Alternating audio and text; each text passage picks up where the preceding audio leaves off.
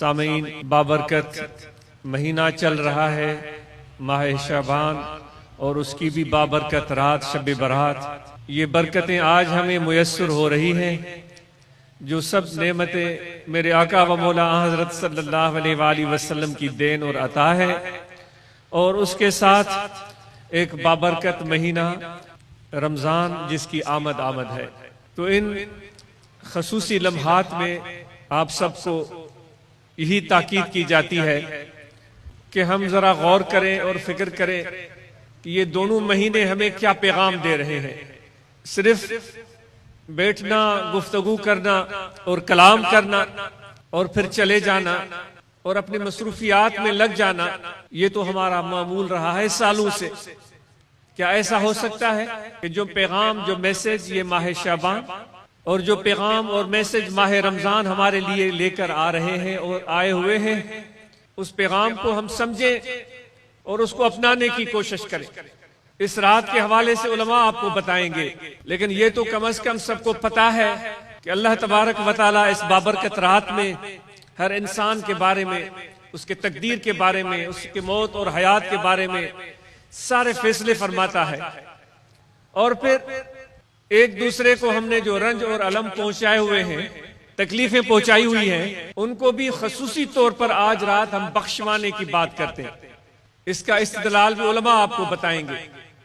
جب ہم بخشواتے ہیں کسی سے اپنا قصور، کسی سے اپنی غلطی یا اپنی کوتاہی، تو اس وقت ہمارا ارادہ اور ہماری نیت کیا ہوتی ہے؟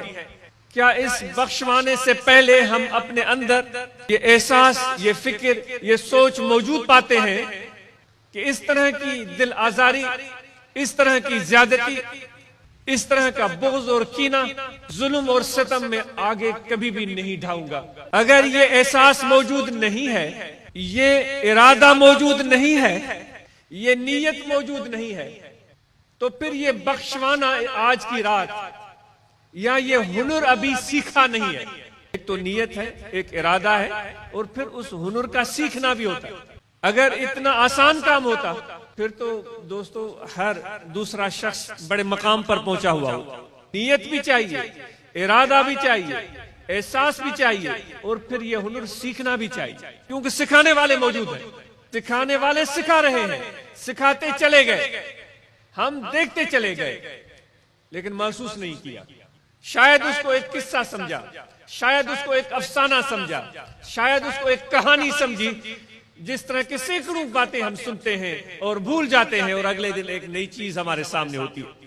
تو بخشواؤ ضرور، معافی ضرور طلب کرو، لیکن یہ صرف رسمی کارروائی تک نہیں ہونا چاہیے جس طرح کا ہمارا ایک معمول ہے، بلکہ اس سے پہلے یہ جو باتیں میں نے عرض کی، ان کو ٹٹول کے اپنے اندر میں جھانک کر دیکھو کہ ان میں ان کی کوئی سنگن پائی جاتی ہے۔